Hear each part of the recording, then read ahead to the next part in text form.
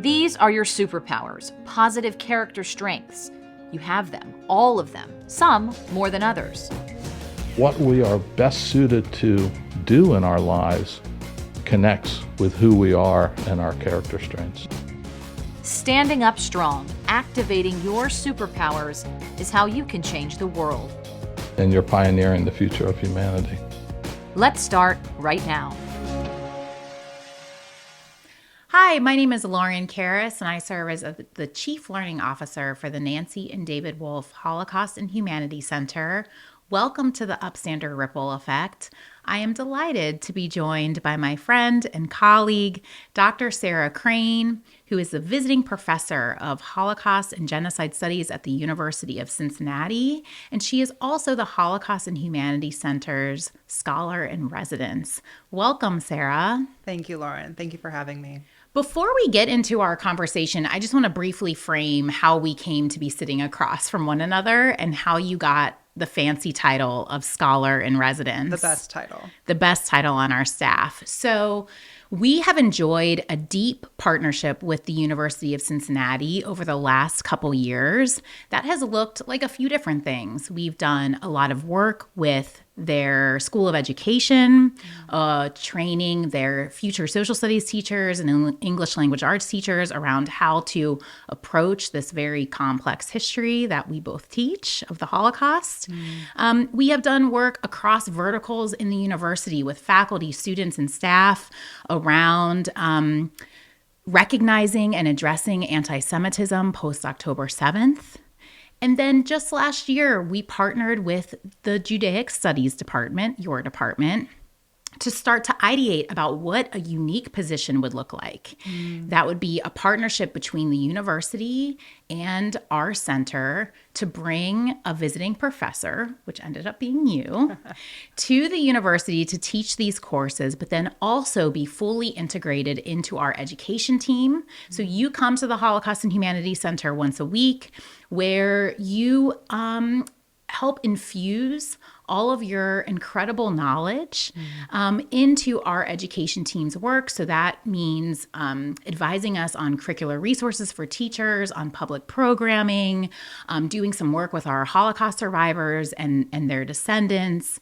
And the reason we decided to do this is because we both know, as I just mentioned, that this is a complex history, and it's also a history that is very much in our recent memory, right? We still have eyewitnesses that are very much alive today that experience this history. And as such, it's a living and breathing history that is constantly changing.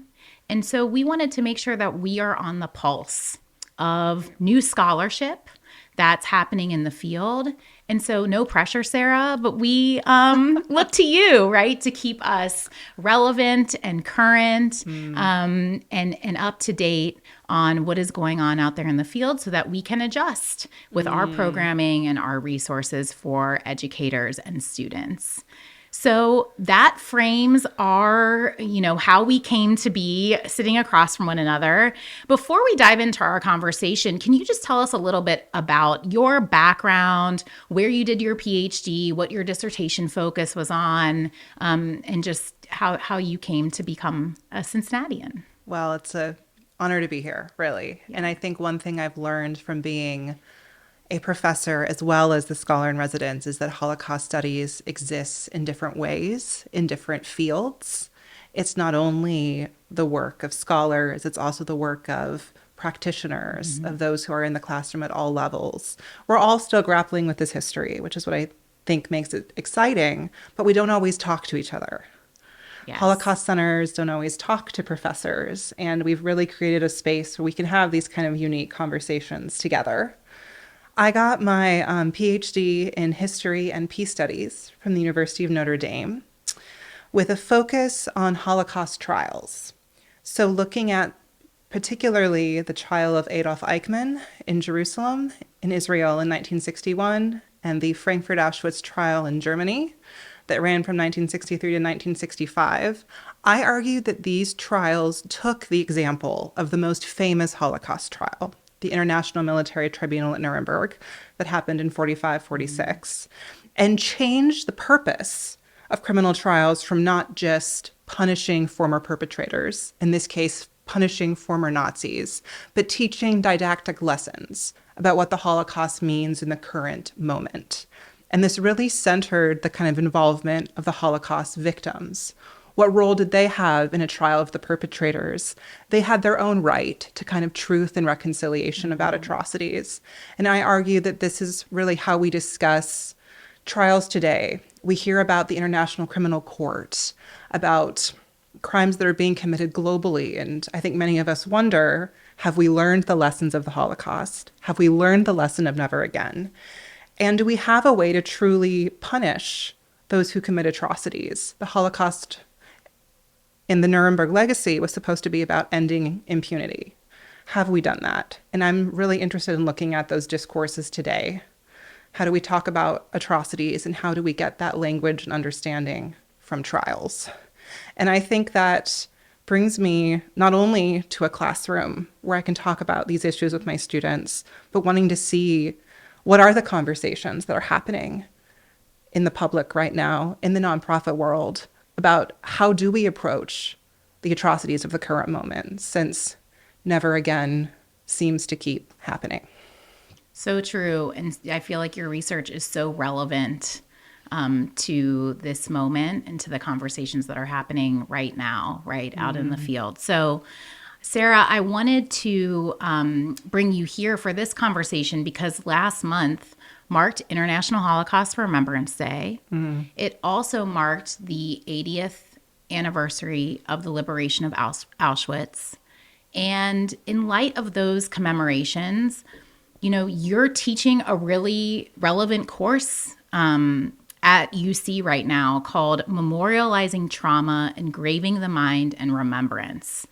And so, you know, in light of these recent commemorations, I wanted to talk to you to learn more about the class and your perspective on Holocaust memory in the 21st century. Just really lighthearted stuff, you know?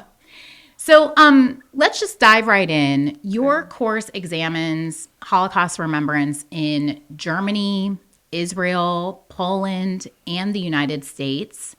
And I'm curious, how do memorials in these different countries reflect their unique cultural and historical contexts? And what do these differences teach us about global remembrance?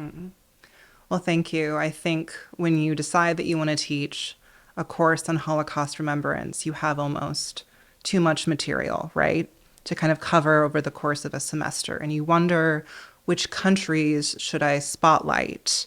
Should I talk about Holocaust remembrance as more of a global phenomenon or more as a local phenomenon? Does it truly exist as both? And the reason I kind of chose these countries that you mentioned is I think they speak to the fact that Holocaust remembrance has grown, evolved, and changed a lot. I mean, here we are with the 80th anniversary of the liberation of Auschwitz, and so much has changed. You know, this kind of idea of what was the Holocaust as an event? What are we going to remember about it? Is this an event where we look at primarily the perpetrators and we ask ourselves questions about why did the Holocaust happen and what can the perpetrators tell us about this? How do ordinary people get involved in genocide?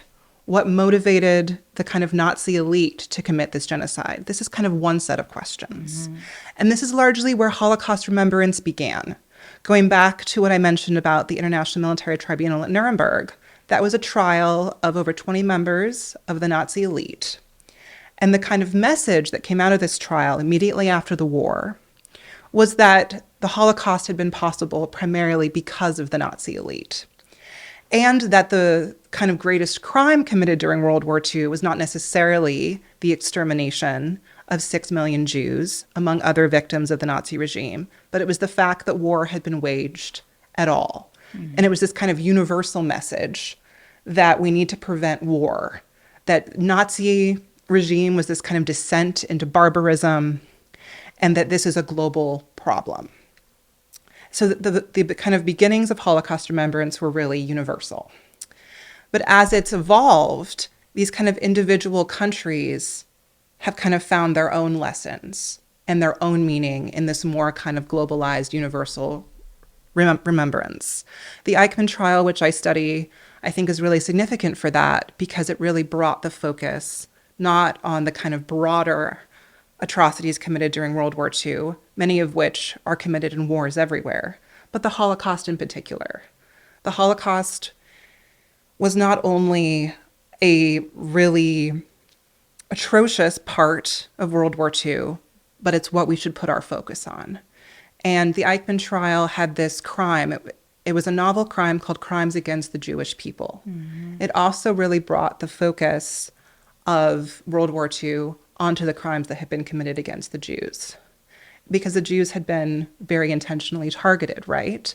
But we kind of forget that in 1961, this wasn't common knowledge. Right. And Israeli remembrance is completely based, even to this day, on looking at the Nazi regime through the lens of the extermination of 6 million Jews, and of kind of Israel, the Israeli people, as those who inherit this history and need to figure out how to bring that history into the present moment today. Germany, on the other hand, the country of the perpetrators, also had to have their kind of own reckoning with not only what does this mean, these kind of broader questions about why did they kill, but what does this mean for the country of Germany today? And I argue that this other trial that took place, the Auschwitz trial, was very much the kind of German people's first reckoning with what does this mean for us?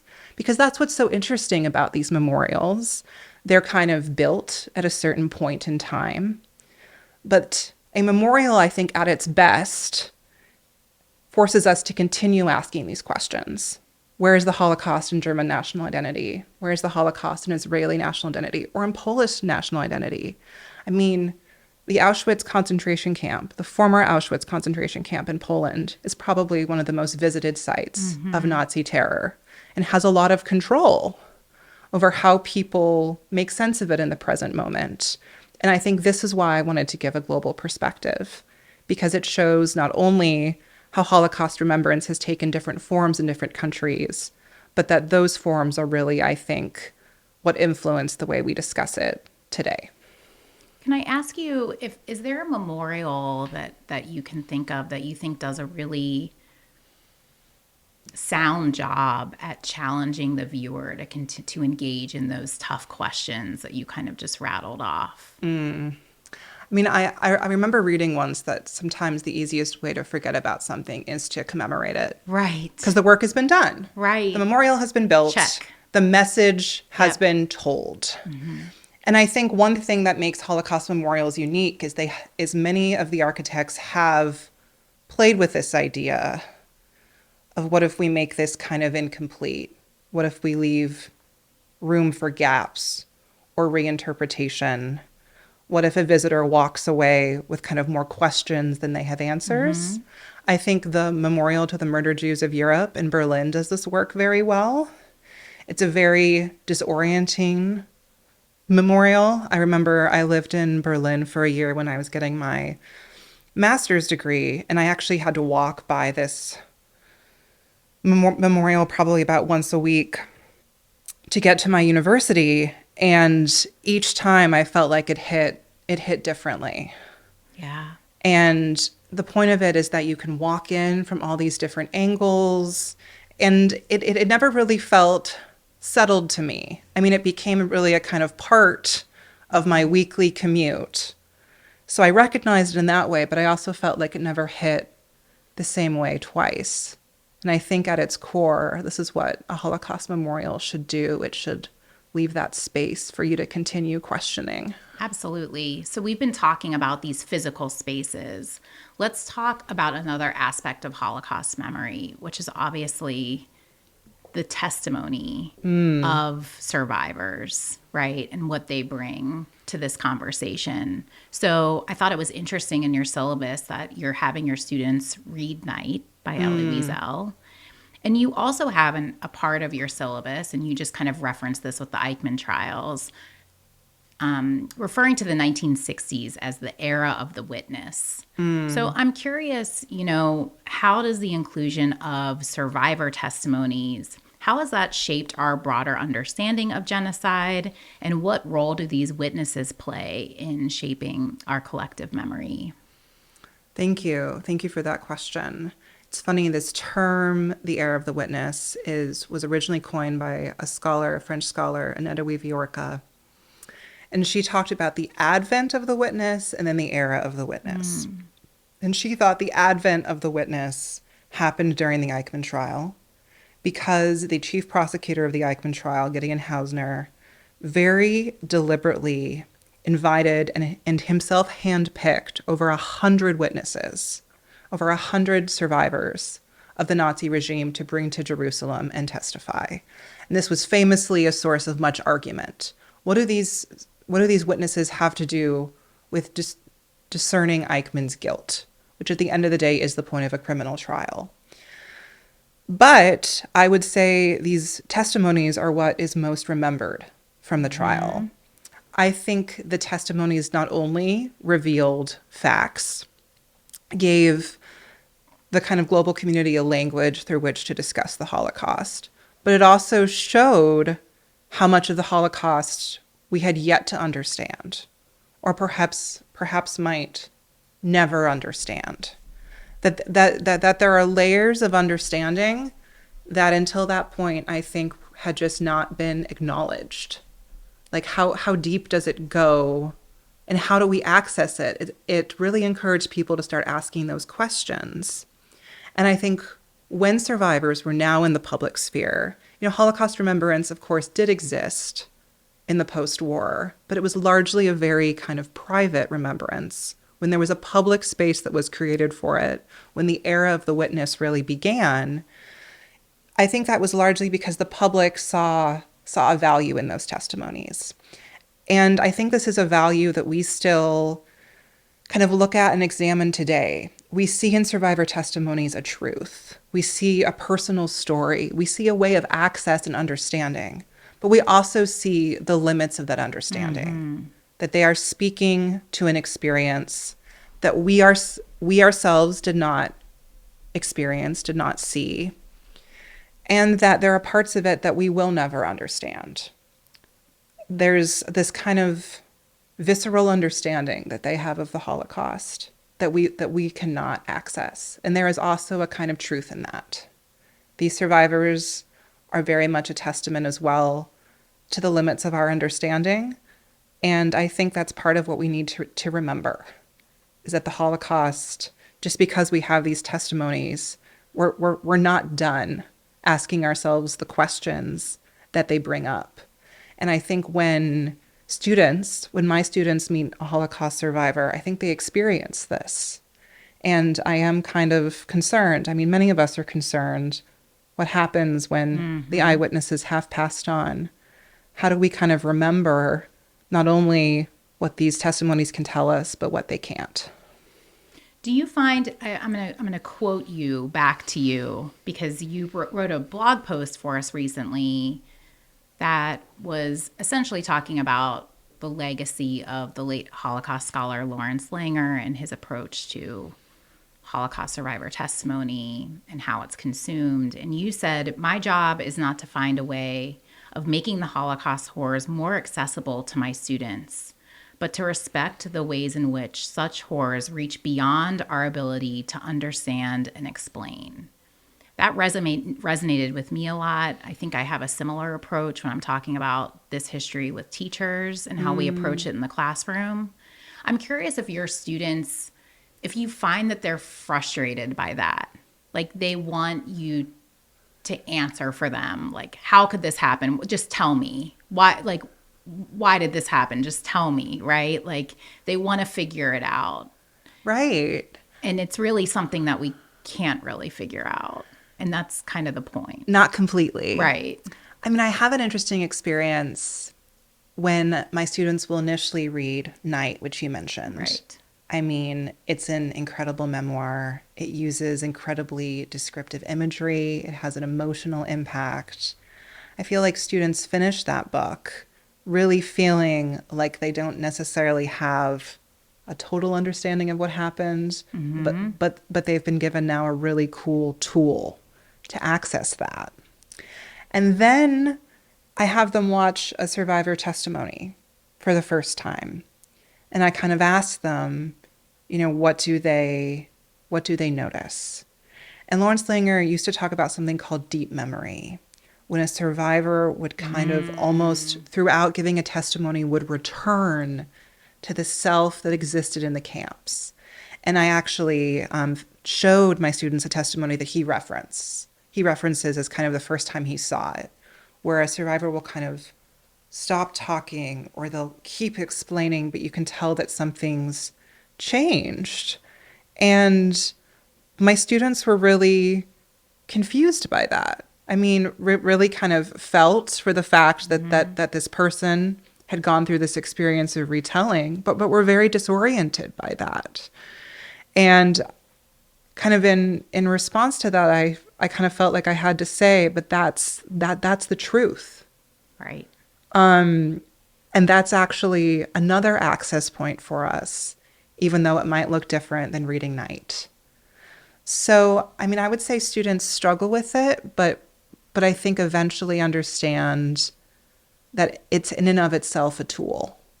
These kind of limits of understanding might look different, but give them another way to kind of discuss about what does testimony mean and what can we learn about this event from those testimonies. I love that. I want to delve a little bit more as we kind of wrap things up here into, what we want our students to take from this history in this class. So as you know, our mission at the Holocaust and Humanity Center is to ensure that the lessons of the Holocaust inspire action today. And when we're focusing on that inspire action today piece, we talk to a variety of audiences about harnessing their unique character strengths to stand up against injustice and to become upstanders and show up in a positive way, right, in their communities. And so I'm curious, what do you see as the most important lessons that your students can take away from your class? And what do you hope the course instills in them besides just historical content knowledge or adding to their scholarship, right? But as individuals in today's world. Well, it's so interesting to hear you mention this language of upstanders and character strengths, because this is not a language that I knew before I joined all of you at the Holocaust Center. But I think I've learned that this different language that we use, I mean, it comes from somewhere, right? It has meaning, but it shows that the Holocaust doesn't mean one thing. And I think that's okay. Yes. I mean, going back to the point where you said that students kind of want me to tell them what the answer is or what the method of engagement is, I want them to walk away from my class seeing that they have a kind of toolkit for lots of different kinds of engagement, but that one isn't going to give them everything. And that's kind of how it's supposed to be. And that's how so many of us approach this event of the Holocaust and the Holocaust as a kind of form of remembrance. That's why so many of us are involved. And that's why we keep asking these questions about what does it mean to be human? What does it mean to be part of a national community that's coming to terms with atrocities today? I mean, I think the Holocaust gives us ways to answer all of these questions, but it's going to keep evolving. And that's why these courses are relevant, even today. I was talking to my students last week about the Diary of Anne Frank, which was first published in English in the U.S. in 1952. And here we are in 2025, still talking about Anne Frank. But I do think we're learning how to talk about her in different ways. And that's really what I want my students to remember, is that to talk about the Holocaust is a dynamic conversation, and we should be intentional about how we do it. But that doesn't mean that there's one particular way that we're supposed to talk about it. Well, I love that. I think that's a great note to end on, Sarah. As I've told you many times before, your students are lucky to have you. Oh, thank you. And we were lucky to have you here on the Upstander Ripple Effect. So thank you so much for joining us today, Sarah. Thank you, Lauren. I'll see you at the center soon, I'm sure. Sounds good. Our thanks to the Marison Family Foundation and the VIA Institute on Character for supporting this series. We have a link in the show notes so you can take your own free character strengths survey and learn more about your strengths. We'd love to hear about your experiences with character strengths and how you're using them to stand up. You can reach us anytime by email, and you can listen anytime on Spotify, Apple Podcasts, or visit holocaustandhumanity.org/podcast. You can also connect with us on Instagram and TikTok at Holocaust and Humanity, and X and Facebook at CincyHHC. The Upstander Ripple Effect is a production of the Nancy and David Wolf Holocaust and Humanity Center. This series is part of the Cynthia and Harold Gutman Family Center for Storytelling. Visit us in person at historic Union Terminal in Cincinnati, Ohio, or online at holocaustandhumanity.org. Managing producer is Ann Thompson. Consulting producer is Joyce Kamen. Technical producer is Robert Mills. Technical director is Josh Emerson. Opening sequence is by Ken Furman. Select music is by Kik Lee. And this is recorded at Technical Consulting Partner Studios in Cincinnati, Ohio.